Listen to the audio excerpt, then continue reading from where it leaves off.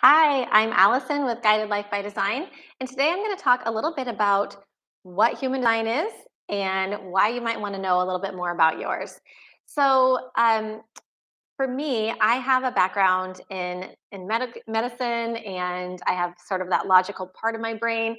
So, I like to think of human design just like you have your regular DNA. Your human design is your energetic DNA. So we know this is not a mystery. Science has proven this. We are all made up of energy. And just like we have our regular DNA, which is incredibly complex, we have our energetic DNA as well, and that is your human design. You can also think of your human design as your energetic chart or your roadmap for life. But really, the most important thing is, regardless of how you think about this, when you learn your human design, you will get a chart. And the most important part is that we've all been conditioned to sort of live differently than our human design. But when we learn to live and surrender to this design and learn to live in alignment with it, that's where the magic happens. That's where you start to see things that are mind blowing and that just really feel good, and that you live the most satisfied and peaceful and successful and fulfilling life. And so, taking a step beyond that, so why, other than feeling satisfied and successful and peaceful and living a good life, why human design? Well, I like to think about the fact that regardless of how you think we came to this planet, doesn't matter how you think we got here, but we can all agree, I think, that we have evolved since we first came to the planet. We don't look today like the first human beings. We have definitely evolved. And human design shows us that we have evolved from the energetic being that we started as, and that we're continuing to evolve. And so when you live from this place, we you not only evolve as a human during your journey here, but we also evolve as a species. And that's really what it's all about. We don't look today like we looked when we first got here. And we're not going to look the same well into the future. We are an evolving species.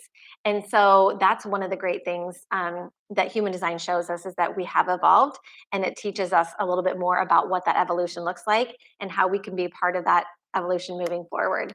So that's a little kind of pie in the sky. And I know that we don't always think or talk about energy.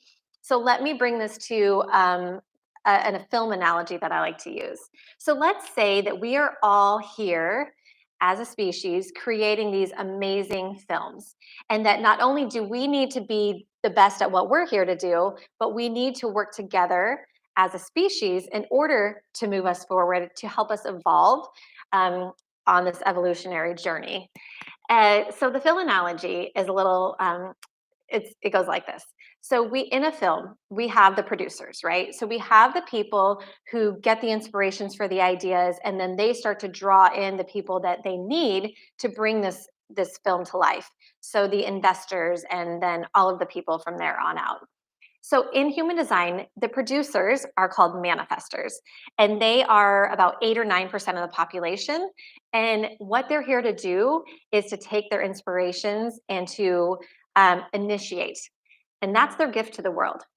We have 4 types that I'm going to go through, and each type has a gift. So manifestors are here. They're the producers of the film. They get their inspirations. They initiate based on those inspirations, and that's their gift to the world. Then who takes it from there? Well, we have the directors of the film, right? So the directors in the film, they are guiding the whole process to make this film again come to life. So they're guiding. And in human design, those people, the type, they're called projectors. And again, they're only about 20% of the population. Because in the grand scheme of a film, the directors are a small number, and they have a very important role, and that is to guide all of the people that make this film happen. So in human design, those are our projectors. They're 20% of the world, and their gift is to guide others. And then who are they guiding? They are guiding the life force energy of the film. So everybody from the lead actors to the supporting actors to the camera crew and the set crew and the set designers and the musicians and the makeup artists, everybody it takes to bring this film to life. And that's about 70% of the population. And in human design, they are called generators and manifesting generators. And their gift to the world is their work. Now, if you think about it, this life force energy of the film, people have different strengths and talents, and it takes everybody to really make this incredible, amazing film. So that's the life force energy of our planet, the generators and the manifesting generators, that they all have different and unique gifts, but their gift to the world really is their work. So it's super important that they're doing things that are aligned and really light them up, because that's what they're here to do. Okay, and then the last type, so this is number 4, is on the back side of the film. Then we have the critics. And, there aren't very many of them, and their role kind of comes at the end, in that they're going to reflect back to us what went well and what didn't, so that as we move forward with our next film, we can do better. And so they're not here to be critical, they're here to really assess and discern and give us feedback so that we can do better next time. And in human design, those people are called reflectors, and they're only about 1% of the population. And they're really here to know the system. And so their gift to the world is discernment. They're here to, again, tell us what went well, what didn't, because as we all live into our own designs and we work together to create these amazing films, that's how we're going to do better next time. And we're going to continue to do better and better and create these amazing things. And really, truly, this is about, again, us evolving as a species.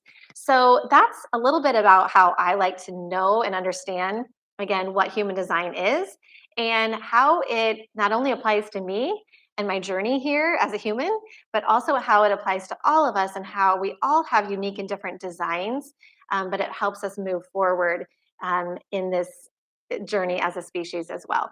So I'd love to hear your questions. And until next time, thanks.